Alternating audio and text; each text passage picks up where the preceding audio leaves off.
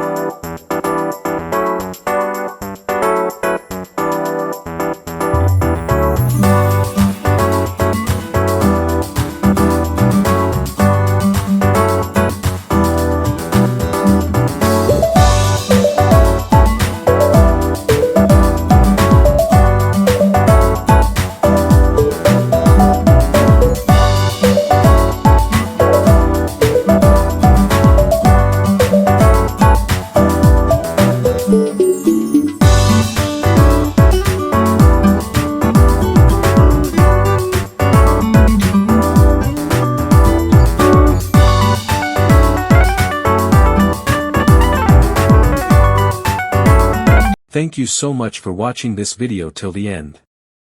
If you've come this far, it clearly means that you are either looking for help with your academic assignments, or you're someone who values quality, professionalism, and timely support. Let me remind you again, I offer complete guidance and professional help in information technology, accounting, finance, writing assignments, and computer science. I also provide expert-level assistance with Microsoft Office tools including Excel, Word, PowerPoint, and Access. Whether you're stuck on a project, running out of time for a submission, or just want to improve your academic performance, I'm here to help you. I understand how stressful it can be when deadlines are near, and you don't have enough support. That's exactly why I created this service, to help students like you get things done on time, with confidence and accuracy. If you need any kind of help, don't hesitate to contact me. My WhatsApp number and email are available in the video description. You can message me anytime, day or night. I always try my best to reply as soon as possible. Even if you're unsure about your topic or confused about what to do, just send me a message. I'll guide you step by step. With my help, you can, white heavy checkmark, submit your assignments on time. White heavy checkmark, improve your grades. White heavy checkmark save hours of stress and confusion. White heavy checkmark learn better along the way. Many students have already benefited from my services, and I would be happy to help you as well. So if you're free right now and want help with any subject or task, just click the link in the description and message me directly on WhatsApp or email. I'll take care of the rest. Remember, your academic success is my top priority, and I'm fully committed to providing high-quality, affordable, and trustworthy support for students just like you. Again, thanks a lot for giving your time and watching this video. Make sure to like, share, and subscribe if you're watching this on YouTube, because more helpful videos are coming soon. Take care, and I look forward to helping you with your next assignment. Don't forget, all contact details are available in the video description. Let's work together and make your studies stress-free and successful.